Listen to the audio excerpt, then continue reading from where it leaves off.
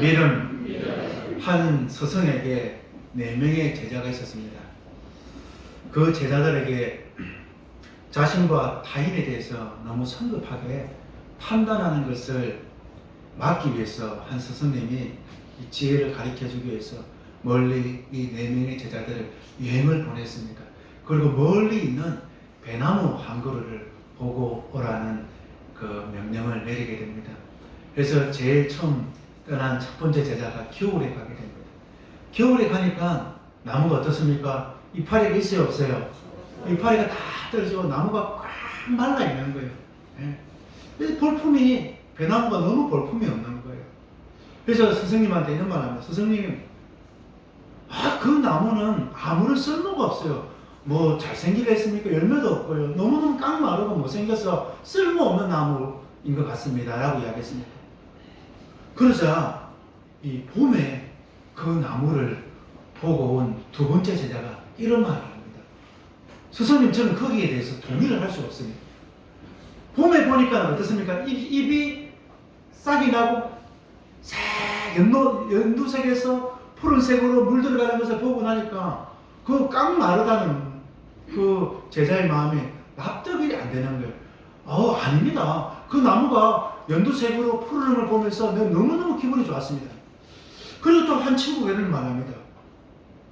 저는 가을에 가서 그것을 봤습니다. 가을에 가니까요, 여름에 가니까는 뭐 꽃도 피고 했지만 가을에 가니까요, 열매가, 배가 너무 큰 배가 열려가지고 정말 가지가 부러지지 않을까 걱정을 했습니다.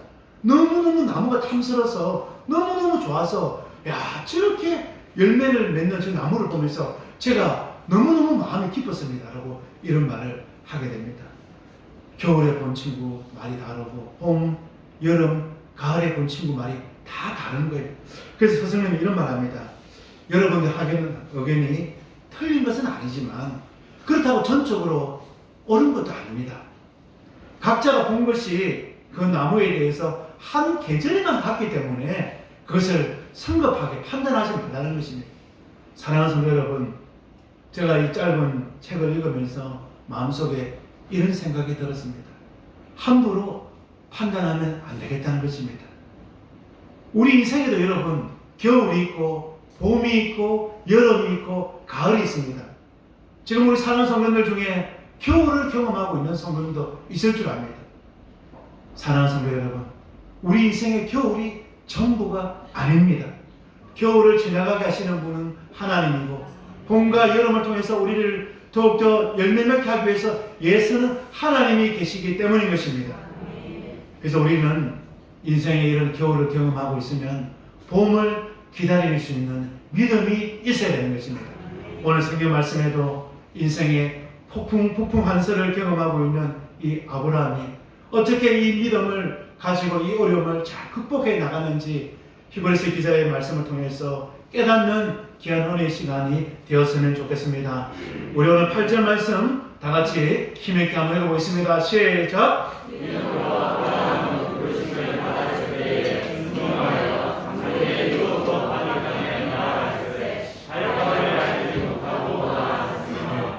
아멘. 함부로 우리 인생을 판단하지 않으려면 오늘 성경 말씀 보면은 아브라함의 믿음이 어떤 믿음이었는지 정의를 내리고 있습니다. 여러분, 히브리서 11장 말씀을 우리가 무슨 장이라고 부릅니까? 믿음 장이라고 부르지 않습니까? 여기에는 우리보다 앞서 산, 우리보다 먼저 산 우리의 믿음의 조상들, 우리의 믿음의 선배들이 인생의 이 겨울을 경험하면서 어떻게 믿음으로 이 어려움을 잘 견디고 이겨냈는지 우리에게 그 인생 노하우를 가르쳐 주고 있기 때문인 것입니다. 믿음의 선배인 오늘 아브라함도 우리가 똑같습니다.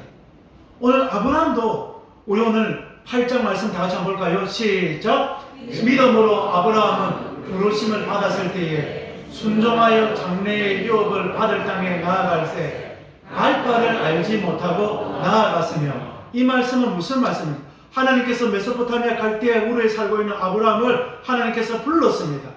본토 친척 아버지 집을 떠나라고 하나님께서 명령하였습니다. 근데 아브라함이 어떻게 했습니까? 갈 바를 알았습니까? 몰랐습니까? 어디를 가야 될지, 무엇을 해야 될지 갈 바를 알지 못했다는 것입니다. 갈 바를 알지 못했지만 하나님을 믿고 나아간 것이 바로 믿음이라는 것입니다. 여러분. 사랑하는 성도 여러분, 믿음의 조상인 아브라함도 우리와 똑같이 고난을 경험하고 우리와 똑같이 어려움을 경험한 사람입니다. 저는 성경 말씀을 볼 때에 이런 말씀을 읽을 때마다 위안이 참 됩니다. 믿음의 사람 아브라함도 우리와 똑같이 어려움을 겪었다는 거예요. 아브라함 어떤 어려움을 겪었습니까? 성경 말씀 보면 창세기 14장 말씀 보면 혼자 전쟁을 합니다. 메소포타미아 연합군을 통해서 조카 롯이 포로로 잡혀가서 그 롯을 구하러 가기 위해서 전쟁을 하게 됩니다. 전쟁을 끝나고 나니까 또 어떤 일이 있습니까? 또 하나님께서 약속의 땅을 주신 그 가나안 땅에 기근이 떨어서 애굽으로 피난을 가다가 블레셋 왕이 보니까 아내 사라가 너무 이쁜 거예요. 그래서 사라를 뭐라고 속입니까? 누님이라고 속여가지고 블레셋 왕에게 바쳐버립니다.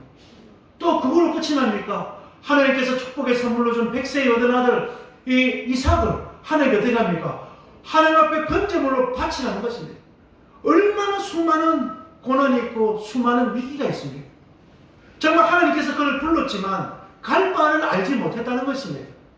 근데 사랑하는 성도 여러분, 갈 바를 알지 못할 때에 그 어려운 순간 속에서도 좌절하지 마시고 하나님을 믿으시고 믿음으로 나아가는 저와 여러분 되기를 주님의 이름으로 간절히 축복을 드립니다.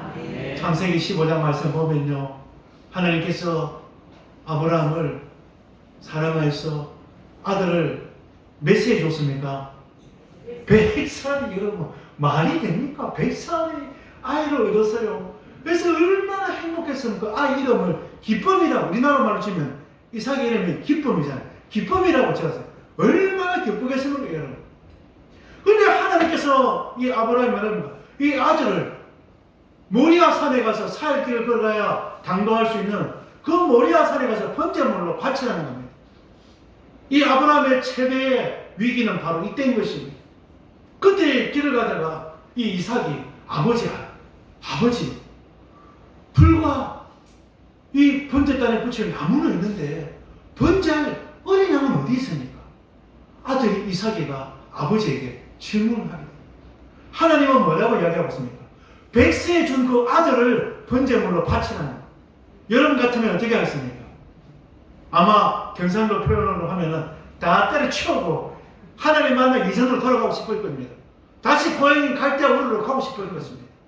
근데 믿음의 사람 아브라함은 갈 바를 알지 못하는 그 순간에 아브라함이요 하나님께 또 이삭에게 이런 말을 합니다. 뭐라고 합니까? 아들아, 번제할 어린 양은 하나님이 자기를 위하여 예비하셨느니라. 아멘. 여호와 이레의 하나님을 찬송하고 있는 것입니다. 여러분들이 갈 바를 알지 못하면 누가 준비합니까? 하나님이 여러분을 위하여 준비하시는 것입니다. 그래서 이 하나님 앞에 나아가는 것이 믿음이라는 것입니다. 갈 바를 알지 못할 때에 믿음의 조상인 아브라함은 하나님께 나아갔습니다. 사랑하는 성도 여러분, 어제 오늘은 제가 좀 굉장히 힘들었습니다. 어제 목욕실 청소하다가 허리가 삐끗해가지고 아이고 서 있기 힘들고 큰일 났다. 월요일날 임시 노역해야 되는데 저는 특기가 뭡니까? 빨리빨리 뛰어다니는 거예요. 빨리빨리 부격자도 서니까 빨리빨리 뛰어다니니까 뭐 해야 되는데 허리가 아프면 큰일 났는데 약을 뭐지 이틀치 약을 하루 만에 다 먹었어요. 먹고 한 시간에 또 먹고 근육기관제를 시간이 없어서 병원도 못 가고 오늘 아침부터 자고 나니까 또 깜짝 놀란 일이 있어서 또 깜짝 놀라고 매 순간순간마다 여러분 어려움이 있습니다. 허리 여러분 아파 보면요 아무것도 할 수 없어요. 순간순간 고난이 있습니다. 건강하는 몸이 잠깐 아파 보이면 우리가 아무것도 할 수 없을 정도로 우리가 번쩍 놀라게 되는데요. 우리가 뭘 할 수 있겠습니까? 그러나 그럴 때에 우리를 위하여 준비하시는 분이 계시다는 것입니다. 그 하나님께 나아가는 것이 믿음인데 우리는 우리의 생각, 우리의 고집, 우리의 능력을 의지하면서 하나님을 찾지 않는 것이 바로 불순종이라는 것입니다. 아무리 어려워도 하나님께 나아가면 하나님이 저와 여러분을 위하여 예비하고 계심을 잊지 않는 우리 사랑하는 성도님 다 되시기를 우리 주님의 이름으로 간절히 축복을 드립니다. 또 아브라함은 어떻게 합니까? 우리 오늘 9절 말씀 다 같이 보겠습니다. 9절 말씀 시작.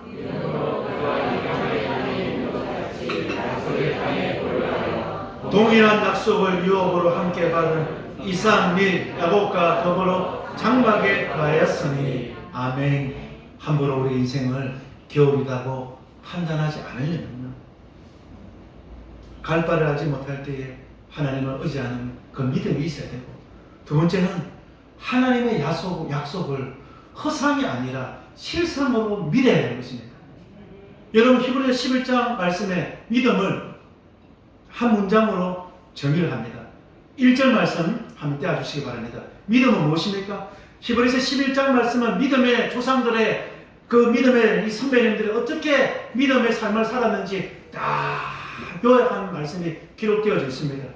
그러면서 제일 먼저 1절 말씀에 11장 1절 말씀 다 같이 한번 보겠습니다. 믿음에 대해서 이렇게 정의를 합니다. 다시 봅니다. 시작. 믿음은 정말 잘 펴. 믿음은 뭐라고요? 믿음은 바라는 것들의 뭐라고요?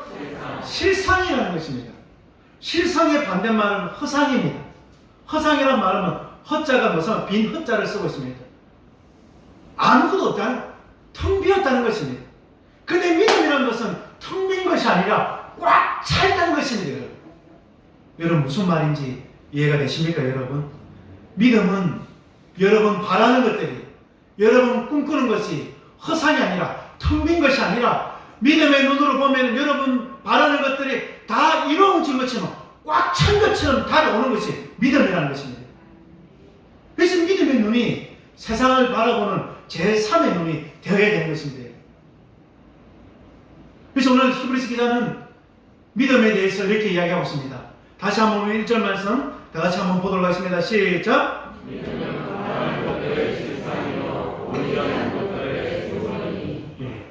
믿음은 허상이 아니라는 것입니다. 믿음은 하나님께서 우리가 믿음의 눈으로 다 보면 세상 사람들 허상이라서 아무것도 안 보이지만 믿음의 눈으로 보면 꽉 찬 것처럼 하나님의 손이 역사하시는 기이한 일들이 다 보인다는 것입니다. 그래서 이렇게 세상을 살아갈 때도 믿음으로 살아가야 된다는 것입니다.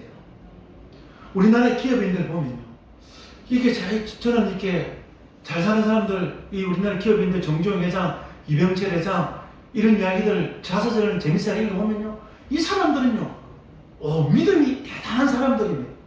요즘 표현을 보면 뿐만 아니라 자기에 대한 자기애가 굉장히 강한 사람이다. 제가 이 작년 이맘때에 이 월간 중앙하고 이 신규크 회장이 롯데 창업주인 신규크 회장이 이 인터뷰한 것을 연재를 한 것을 제가 읽은 적이 있습니다. 야, 저는 신규크 회장이 그렇게 대단한 분인 줄 제가 그 인터뷰를 받았어요.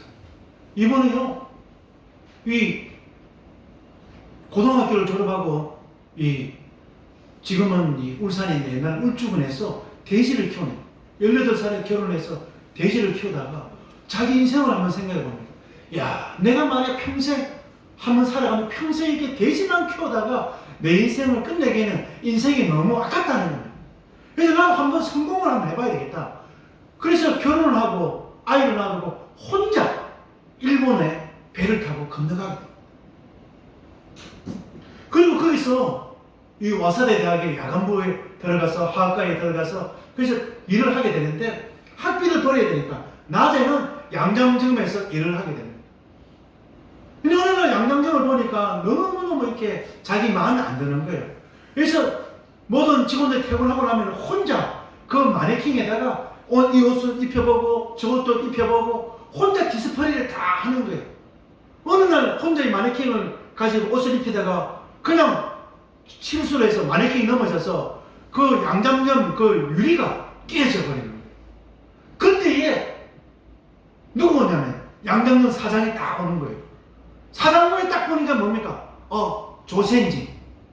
한국에 온 사람, 이 조센징이 이 자기 양장점에 있는 돈을 훔치고 가려는 도둑질하는 모습으로 딱 보이는 거예요. 그 자리에서 뺨을 수십 차를 때렸다는 거예요. 그러면서 아무 말도 안 하는 거예요. 너무 맞으니까 화가 나가지고 나는 도둑질을 하는 것이 아니라 어떻게 하면 이 양장점에 있는 옷을 더 많이 팔 수 있을까 고민하면서 디스플레이를 했습니다. 근데 사장이 보니까 그런 것 같거든요. 그리고 기가 막히게 신규구 회장이 옷을 디스플레이하면 옷이 잘 팔리는 거예요. 그래서 이제 사장이 그 모든 것들을 신규구 회장한테 다 맡겨버리는 거예요. 그런데 어느 날 이 회장이 이런 말을 합니다. 신규구 회장이 사장님, 제가 학교에 와서 학과를 제가 공부를 하니까 제가 이게 돈 벌 수 있는 아이템이 하나 있습니다. 당시에 전쟁을 하게 되니까 기름이 남아 돌았다는 거예요. 근데 그 기름을 이렇게 소체다가 저는 모르겠습니다. 기름을 소체 넣고 삶고 이렇게 하면은 비누를 만들 수 있다는 거예요. 준호님 맞습니까? 저는 모르겠어요. 근데 이게 비누를 만들면 대박을 칠 것 같은 아이디어거든요. 자신이 학과를 공부했으니까. 그럼 사장님 돈 좀 빌려주세요. 그래서 비누 공장을 차렸습니다. 근데 첫날 공장 기계를 돌리는 그날에 미군이 도쿄를 공습해가지고 그 공장에 폭탄이 떨어져서 공장이 잿더미가 되어버려요. 여러분 같으면 어떻게 하겠습니까? 포기해버리겠지. 근데 이 신경을 포기하지 않는 사장님, 반드시 저는 성공할 수 있습니다. 한 번만 더 돈을 빌려주십시오. 이 사장이 돈을 다 빌려줬는데 돈이 없어가지고 이제 지인들에게 돈을 빌려가지고 워낙 이 사람이 신실하고 성실하니까 돈을 다 빌려줬습니다. 그리고 두 번째 비누 공장을 오픈을 했습니다. 두 번째도 미군이 도쿄를 공습할 때 또 폭탄이 비누 공장에 또 떨어지는 거예요. 여러분 같으면 어떻게 하겠습니까? 또 망해버렸습니다. 그래서 이 양장점 사장이 뭐라고 이야기합니다. 이제 내가 더 이상 도와주고 싶어도 도와줄 수가 없다.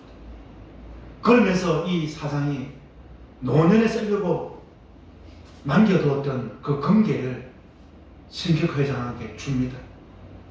이거로 회사를 차리지 말고 그냥 조선으로 돌아가라. 배를 타고 조선에 돌아가서 조선에서 그냥 사업을 해라. 일본에서 너의 이 사업의 운은 다 한 것 같아. 그냥 이거 돈 가지고 그냥 조선에 가서 새로운 사업을 해라고 그 사장이 돈을 주면서 사장은 시골로 낙향을 하게 됩니다. 근데 이런 것 같으면 어떻게 하겠습니까? 한국으로 돌아오겠죠. 다시 비누 공장을 만들어서 비누를 만드는데요. 아니나 다를까 자기가 생각했던 것처럼 대박이 납니다. 그래서 롯데 이 그룹에 저는 시초는 롯데껌인 줄 아는데 롯데껌이 아니라 롯데 비누 공장이라고 이야기하더라고요. 사랑하는 성도 여러분, 믿음의 눈은요 세상 사람들이 보지 못하는 것을 보게 합니다. 모든 사람들이 허상이라고 말해도 믿음의 눈으로 바라보면 실상으로 다가오게 되는 것입니다. 그럼 하나님이 여러분을 위하여 일할 것이 보여지면 절망할 수밖에 없고 좌절할 수밖에 없는 그 상황 속에서도 하나님이 여러분을 일어나게 하신다는 것입니다. 오늘 약속의 땅에서 아브라함이 살아갑니다. 아브라함에게 있어서 이 약속의 땅은 이방 땅입니다.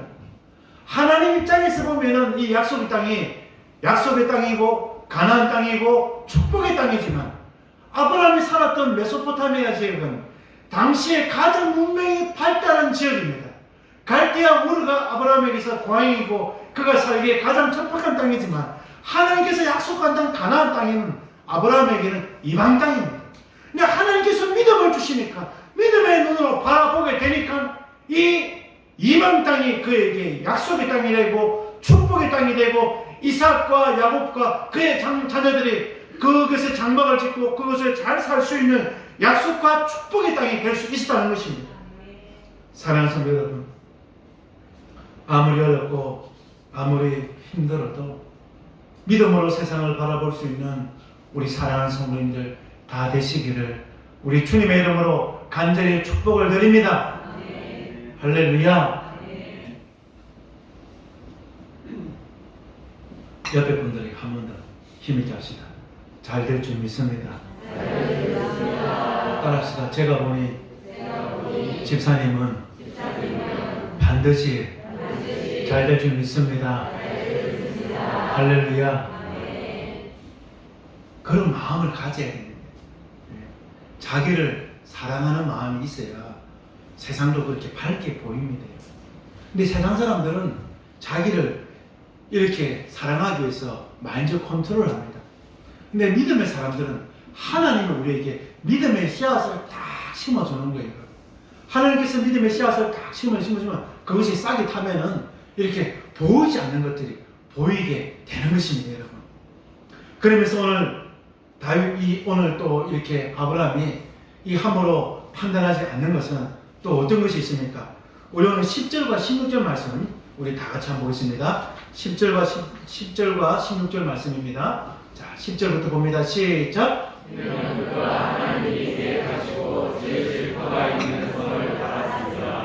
16절로 봅니다. 16절도 11장 16절 말씀 시작. 그들이 이제는 너와 동행을 사모하니 곧 하늘에 있는 것이라. 이러므로 하나님이 그들의 하나님이라 일컬음을 받으심을 부끄러워하지 아니하시고 그들을 위하여 한 성을 예비하셨느니라.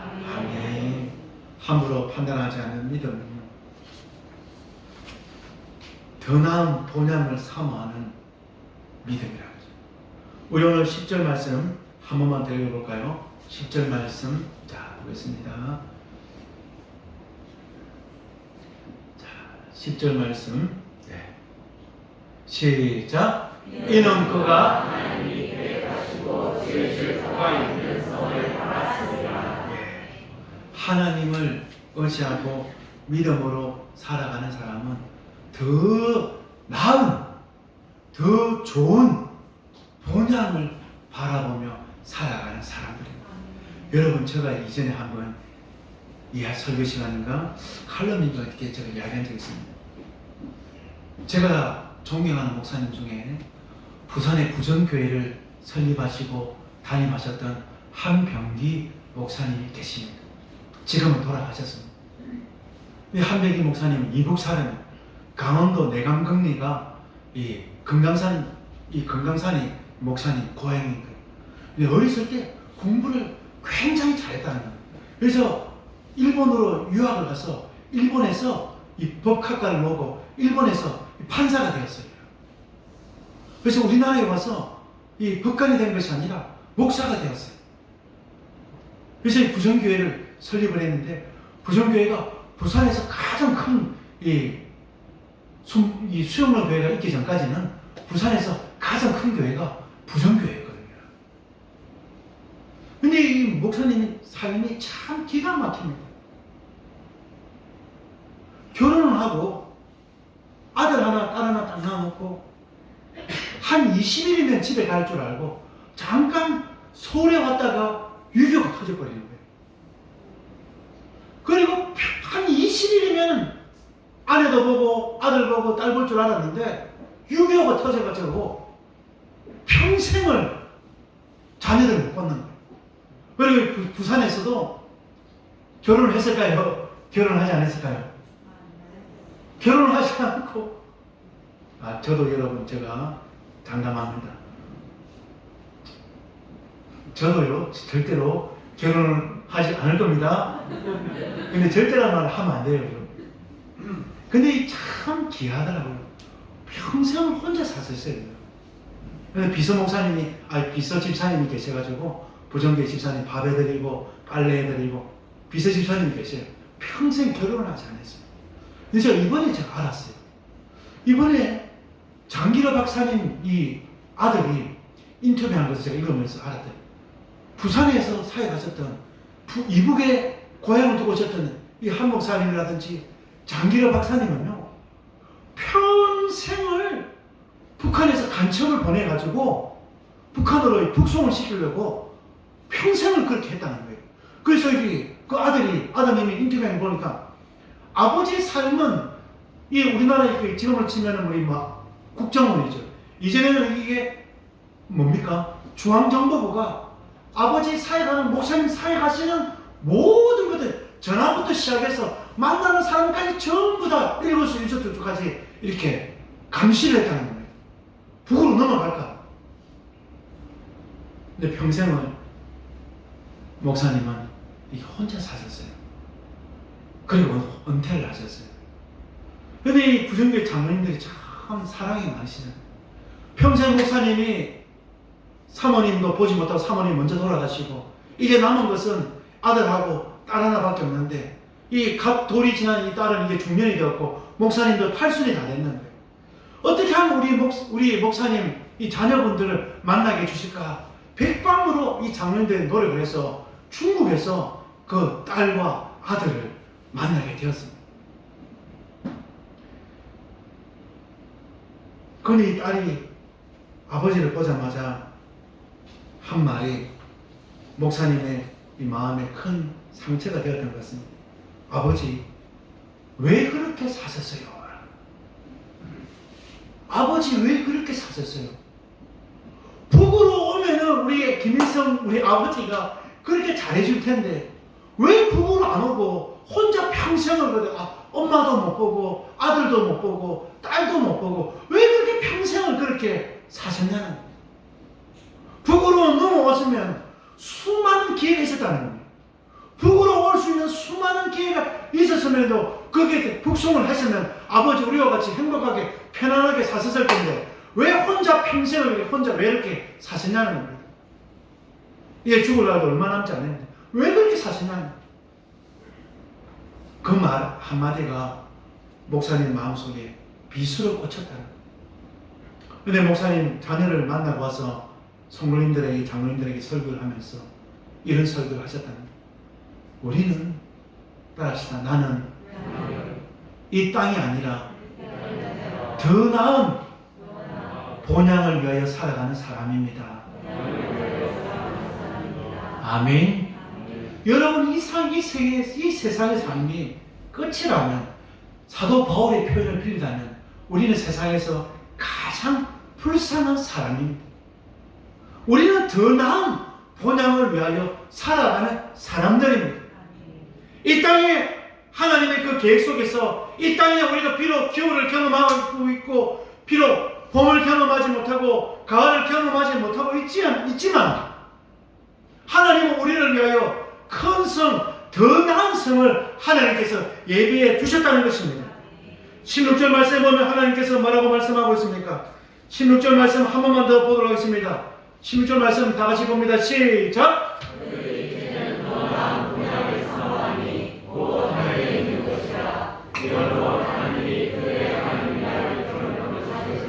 부끄러워하지 아니하시고 그들을 위하여 한 성을 예비하셨느니라. 아멘.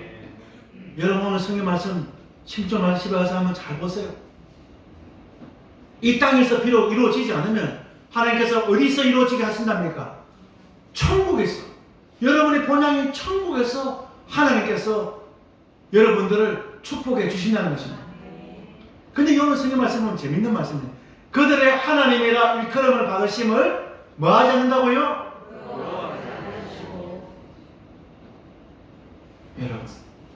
여러분 어떨 때 가장 행복합니까? 저는 그렇습니다. 우리 사랑하는 딸내미들 선물해 줄 때 저는 제일 기뻐요. 한 번씩 딸들이 엄마 이거 사주세요 이거 사주세요 하면은 우리 집 사람은 절대 안 사주거든요. 근데 저는 이렇게 그냥 사줘버립니다. 사줘버리면 애들이 제일 먼저 하는 말이 뭔지 압니까? 아빠 최고라고 합니다. 우리 아빠가 최고라고 합니다. 엄마는 전혀 안 해주는데 아빠는 그냥 사줘버려요. 그럼 아빠가 최고하면 제가 어떻습니까? 제 어깨가 덕슬덕슬 해줍니다. 부끄럽지 않습니다, 여러분. 오늘 성경 말씀 뭐라고 해요? 더 나은 본향에 가면 하나님께서 여러분들에게 줄 수 있는 최고의 선물을 해주신다는 겁니다. 집 한 채 지어주시는 것이 아니라 뭘 주신다고 합니까, 여러분? 뭘 주신다고 합니까? 여러분 이 땅에서는 여러분들은 집 한 채 가지지 않고 살아가자면 하나님은요, 집 한 채, 아파트 한 채 60평짜리 한 채 주시는 것이 아니라 30평짜리 아파트 하나 주시는 것이 아니라 성 하나를 주시는 분이 하나님입니다. 제 말이 아니라 성경 말씀 아닙니까? 성은 여러분한테 하나님이 누가 성을 한 채를 딱 선물해주면 여러분 그것보다 더 큰 축복이 어디 있습니까, 여러분? 그 주는 사람은 얼마나 기쁘겠습니까? 그래서 하나님이 여러분들에게 성을 선물로 주시면서 하나님께서 자랑을 하는 거예요. 하나님 부끄럽지 않다는 것입니다. 여러분들의 하나님으로 불리워지는 것이 아버지 하나님이 부끄럽지 않다는 것입니다. 여러분들이 어렵게 살고 여러분들 힘들게 살면 하나님이 더 가슴 아파하시는 분이 하나님입니다.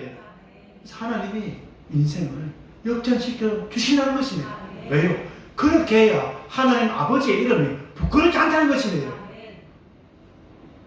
그런데 우리의 마음은 이런 마음으로 살아가요. 비록 어려움이 있고 고난이 있어도 이 세상의 삶이 끝이 아니구나.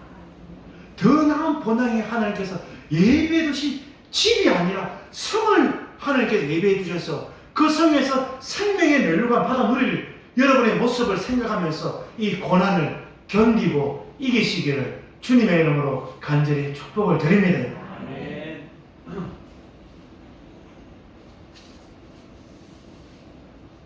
그래서 사랑하는 성도님들이 함부로 우리의 상황을 판단하지 않기를 주님의 이름으로 간절히 부탁을 드립니다.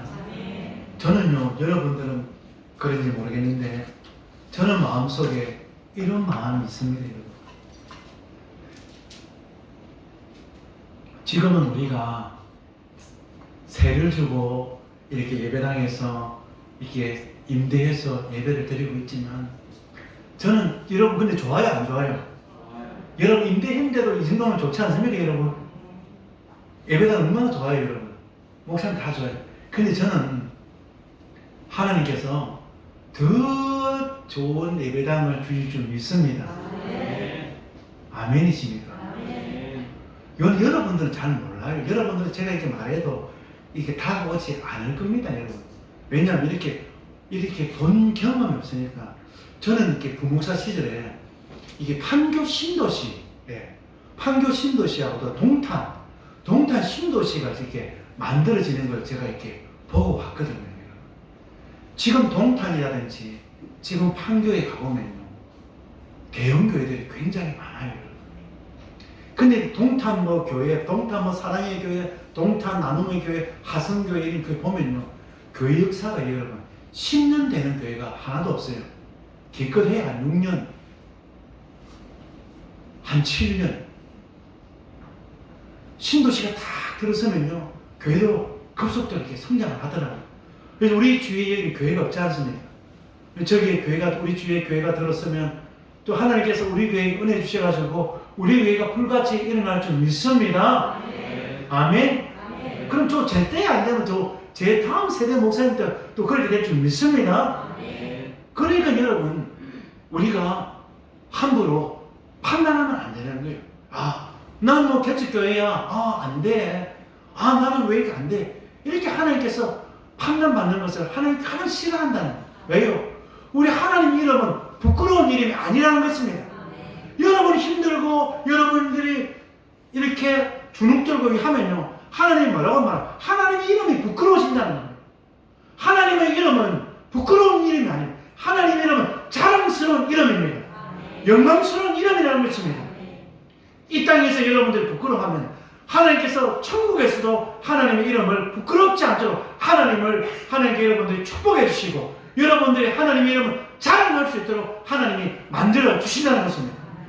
사랑하는 성도 여러분, 때로는 어려움이 있고 때로는 힘든 일이 있어도 함부로 판단하지 마시고 하나님께서 역사하실 그 하나님의 기이한 일을 정말 믿음의 눈으로 바라보며 순종하여서 믿음의 열매를 따먹을 수 있는 우리 사랑하는 성도님 다 되시기를 우리 주님의 이름으로 간절히 축복드립니다.